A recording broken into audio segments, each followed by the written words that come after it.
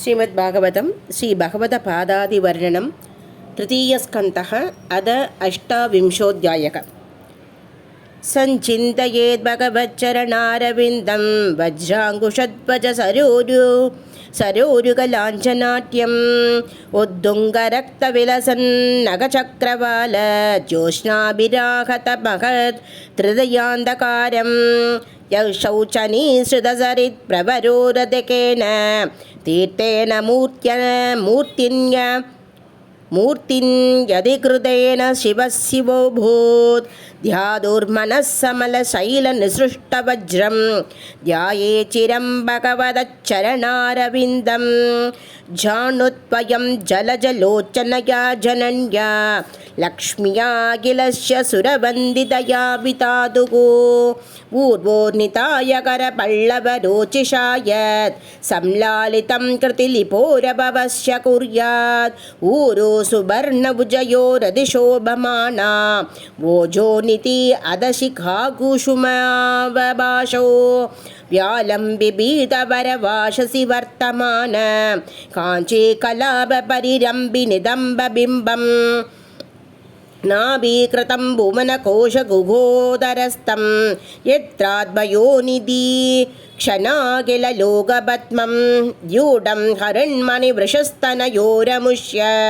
ध्यायेद्वयं विशदहारमयूकगौरं वक्षोदिवाशं वृषभस्य महाविभूतेः पुष्यामनोनयननिर्वृतिमादधानं खण्डं च कौस्तुभमनेरधिभूषणार्थं कुर्यान्मनस्य किल लोकनमस्कृतस्य बाहुं च मन्त्रगिरे परिवर्तनेन निर्निक्तबाहुवलयानति लोकबालान् सञ्चिन्तये दशसधारम् अशक्यते च शङ्गं च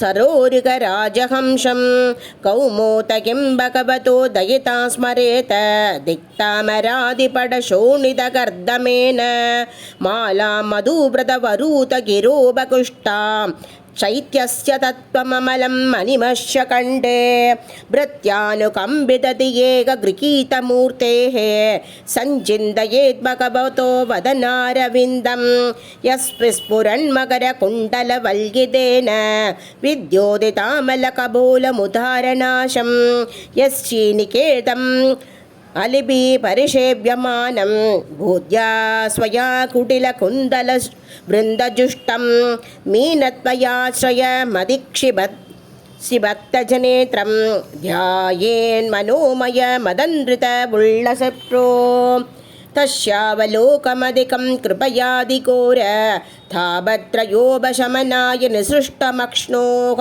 स्निग्धस्मितानुकुनुतं विपुलप्रसादं ध्याये चिरं विपुलभावनया गुहायां हासं हरेरव नधाखिल लोकतीव्र शोकाश्रुसागरविशोषणमद्युतारं सम्मोहनाय रचितं निजमाययास्य भ्रूमण्डलं मुनिकृते महरध्वजस्य ध्यानायनं प्रकाशितं बकुलादरोष्ट भाषारुणायितदनुद्विज कुन्दपङ्क्ति ध्याये स्वदेहकुकुरे अवशिदस्य विष्णोः भक्त्या त्रयार्पितमनान् पृथक्ति दृक्षेत्। श्रीहरये नमः श्रीहरये नमः श्रीहरये नमः। गोपिका जीवनस्मरणं गोविन्द गोविन्द। सद्गुरुनाथ महाराज की जय।